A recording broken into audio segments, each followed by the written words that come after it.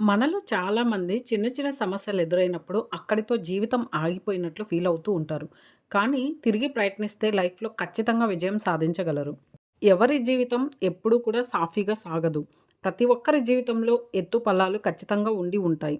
ఒక్కోసారి ప్రయత్నించిన ప్రతిసారి ఓటమి ఎదురయ్యే అవకాశం కూడా ఉంటుంది. చాలామంది తాము అనుకున్నది జరగకపోయినా ఓటమి ఎదురైనా తట్టుకోలేరు.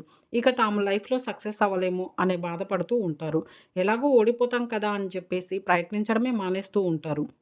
అలా అనుకునే ప్రతి ఒక్కరు కూడా ఈ కథ గురించి తెలుసుకోవాల్సిందే. మీరు కూడా ఇదే స్టేజ్‌లో ఉంటే మాత్రం ఈ వీడియో మొత్తం కూడా వినండి. ఒకసారి అడవిలోని జంతువులన్నీ కలిసి మాట్లాడుకుంటున్నాయి. అడవికి రాజు అయిన సింహం మాట్లాడుతూ, నేను ముసల్దాన్ని అయిపోయానేమో, సరిగా వేటాడలేకపోతున్నాను అని నిరాశగా చెప్పింది. ఆ మాటకు పక్కనే ఉన్న ఏనుగు వెంటనే నవ్వేసింది. ఇలా మాట్లాడుతూ, నువ్వు ఒక్కసారి ఓడిపోయావని నీ శక్తి తక్కువైందని కాదు, నిన్ను చూసి మేమింకా గర్వపడుతున్నాం అని ధైర్యం నింపింది.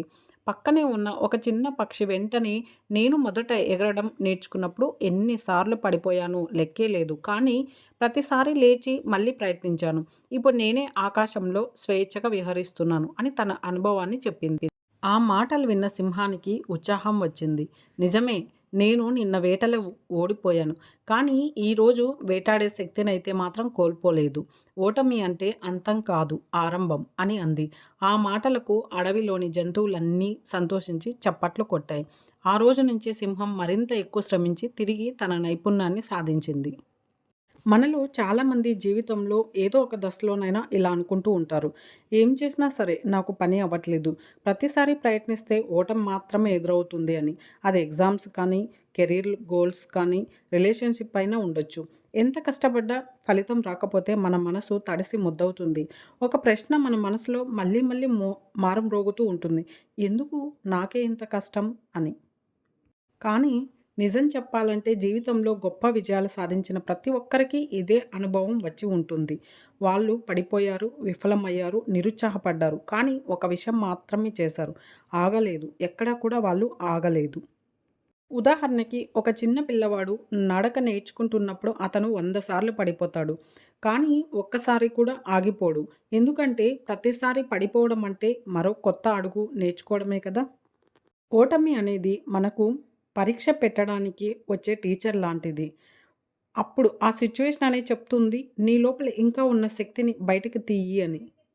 ఒకసారి ఒక శిల్పి పెద్ద రాతిని కొడుతూ ఉన్నాడు. అతను రోజంతా కొడుతూనే ఉన్నాడు. 99 సార్లు కొట్టినా ఎలాంటి మార్పు రాలేదు.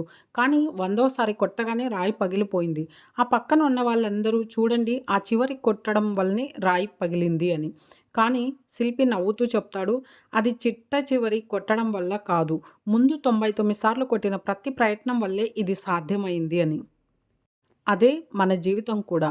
మనం ఎన్నిసార్లు ప్రయత్నించి విఫలమవుతున్నాం అనేది ముఖ్యం కాదు. మనం ఆగకుండా ప్రయత్నిస్తున్నామా లేదా అనేదే ముఖ్యం.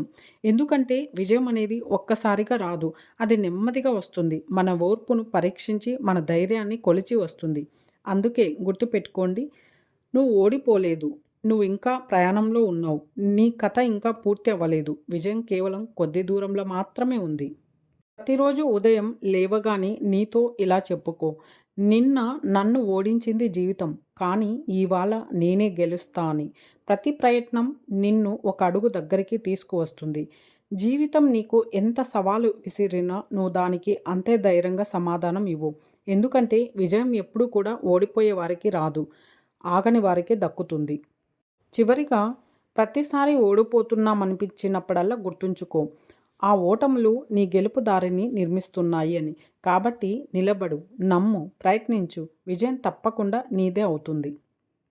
Thank you. Like and subscribe my channel.